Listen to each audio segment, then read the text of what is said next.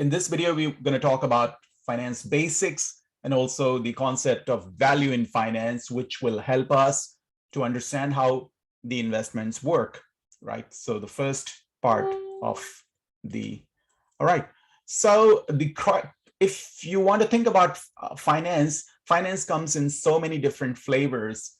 It's personal finance, which means the individuals, how they keep track of their inflows and outflows, cash flows, typically. Then we've got public finance, which deals with the government's control, government's approach towards how capital flows from the government and to the government. So it involves the public finance, involves the public borrowing. The thing that is very interesting for us in investment or investors like to look at how the governments are borrowing. And the reason for that, the government's borrowing, is the government's revenues, which come from the taxes, are rather limited for the expenditure that are needed. So most countries, they run what is called fiscal deficit, which means their earnings, their revenues are less than their total expenditure. And to cover for that shortfall, what they do is they borrow in the market. And so that becomes public expenditure. So anytime you see the public in financial term, you assume that this is what governments do. The third part is corporate finance, which essentially intertwines with the world of investment. You can't really separate the two.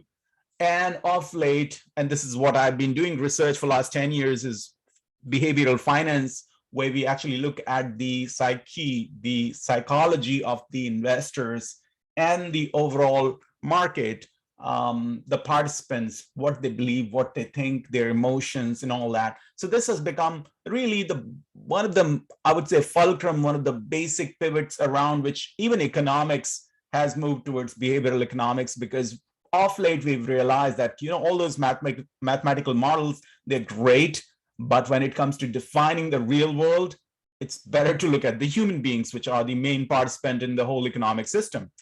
All right, so finance involves three things: institutions, financial institutions like central bank, like banks, like financial institutions would involve brokerages, right? So the whole flow, market makers, investment banks, and commercial banks, both, right?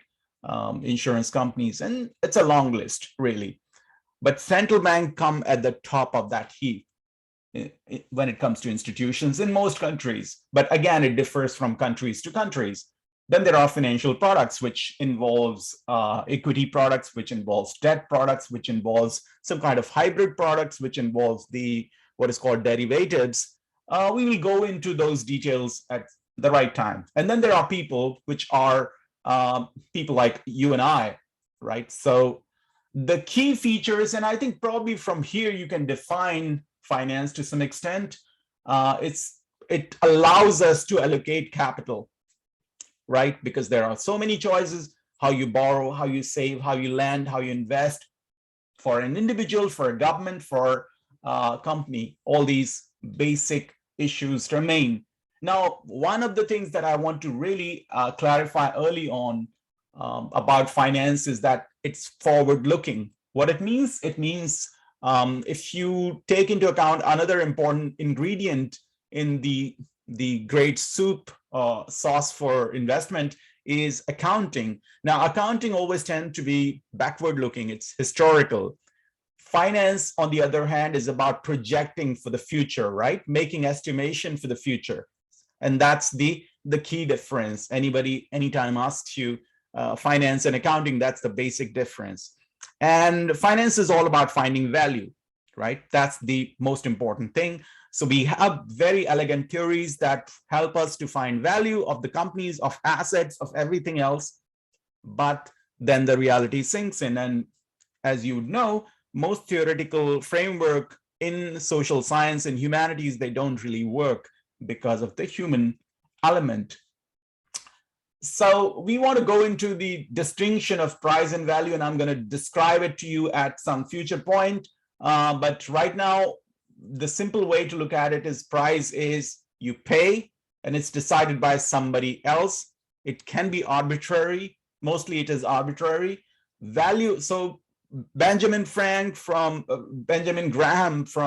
the 30s and 40s, the legendary investor, he has this to say. So when we look at stock price, it's a price, right? That's arbitrary. That's dependent on people's general agreement about the price, right? So it's a conventional wisdom, you can say, but it is not based on the fundamentals, right? So fundamental analysis that I've been talking about in previous videos, we will cover going forward, right? Value is fundamental. What it means is, I have an example of water. Water, we always, if you buy a bottle of water, let's say 500 milliliter, it may cost you $100, 100 yen, sorry, 100 yen. But the value of that water depends on where you are. If you are in the downtown Tokyo, you won't really care about it. But if you are in the middle of the desert, yeah, you know. So value changes quite fundamentally, depends on your needs, but not just one person's need, and it's an overall. So overall, it's a like I say, conventional. It is broad-based. It's the aggregated and average. All those terms would apply. It may seem very theoretical, but bear with me. When we'll go further in analyzing investment, I will have no option but to leave all this theory behind, and we will be, we'll be jumping right into the problem. So the calculation of value is fairly simple. The idea is fairly simple, but it is difficult, as anybody would say. So typically when we want to value a project or a business or a company or a stock, what we look at, how much money it's getting in and how much money is leaving that company, right? So it's the money flows, and I put it CF. CF stands for cash flows. So all the cash flows that come in to that asset or that company, and all that cash flows that leaves that that organization, let's put it this way, and the difference or the sum total, let's say, right? So the outflows would be negative, minus, and inflows would be plus. And so the sum total of all this would be value. Straightforward, seems very straightforward. Concept is very logical and straightforward, but when it comes to projecting for the future, that's when the problem starts. So exactly what I said, all the projects, if the company is running, let's say 100 projects, all those projects, their inflows and outflows, sum total of all that would be the value of that company, right? And one thing you have to keep in mind, it involves the current flows and the future inflows. Current inflows, there is an outflows, there's no problem. The future is what drives most analysts crazy. All right.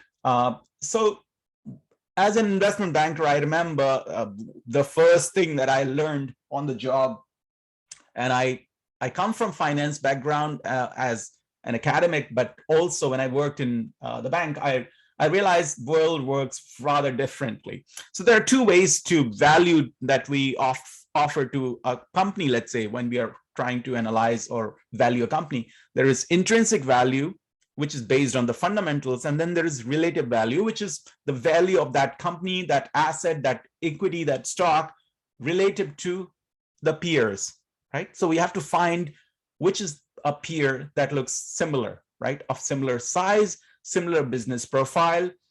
And so finance tries to do that. That's where right at the bottom you get the definition of finance that I prefer. You'll find probably 100 different definitions. Again, they'll be revolving around, but this is the gist that you see here. So this is about the basics that I wanted to discuss with you. In the next video, we will start to talk about assets, define them, and then we'll move forward. I'll see you next time.